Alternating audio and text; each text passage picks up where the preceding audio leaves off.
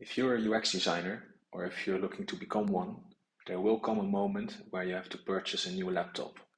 This laptop is likely going to be a Mac or a MacBook Pro. Within the UX community, people are asking if they should get a 14 or 16-inch MacBook Pro, or maybe even the older 13-inch. This year, I've been lucky enough to test both the 14 and the 16-inch MacBook Pro. And after using both for months, here's my advice. In this video, we will compare the price of both models, how it is to use both screen sizes, and my experience after using both for a few months. We'll also take a look at using Figma on both models. Let's get started with pricing.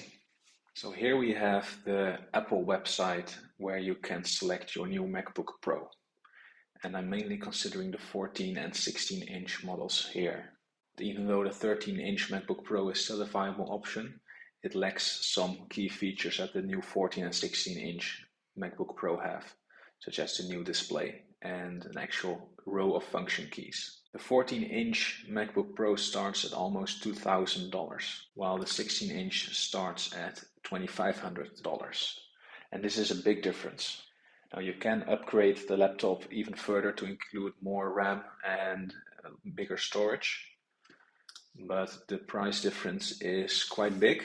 So one could say that going for a 14-inch MacBook Pro would be a wiser choice, especially if you're just starting out and don't have that big of a budget yet.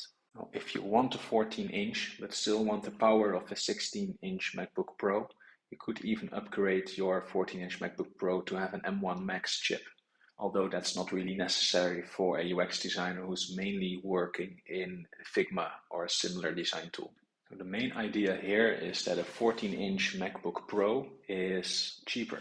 Before we jump to conclusions on getting a 14 or 16-inch MacBook Pro, let's look at performance first. In this overview of Geekbench, you can see every Mac that's currently available sorted on performance. What you can see here is that the MacBook Pro 16-inch and 14-inch have similar performance for the M1 Pro, meaning that regardless of the screen size, you get a similar performance. This also applies for the M1 Max for both the 14 and 16-inch MacBook Pro. There's hardly any difference between the two. So if you look at pricing and performance, you can get the same performance on a smaller screen for a lot cheaper. However, that smaller screen size also comes with a downside. Designers require a lot of screen space for their design tools. Looking at Figma, you can see that there's a sidebar to the left with your layers, the inspector to the right, and if you're working on large desktop landing pages, for example, you could use all the space that you could get.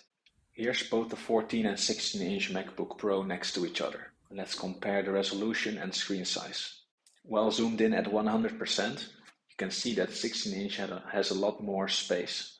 So if we compare the two at this moment, you can see that both have equal performance, and the 14-inch MacBook Pro is cheaper, but the 16-inch MacBook Pro gives you more. Looking at my own situation, I use my MacBook Pro in two situations.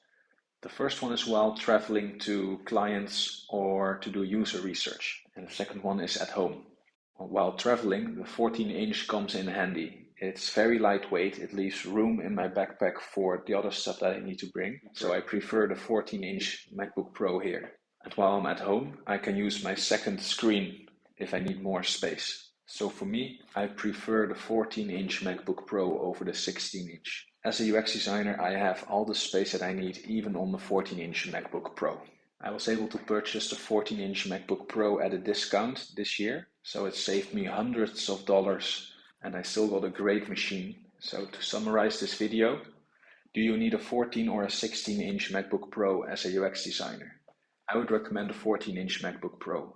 It's big enough, it has the same performance as a 16-inch MacBook Pro, and if you can get it at a discount, it's a lot cheaper than the 16-inch MacBook Pro. Alright, that's it. Thanks for watching, and I'll see you in the next video.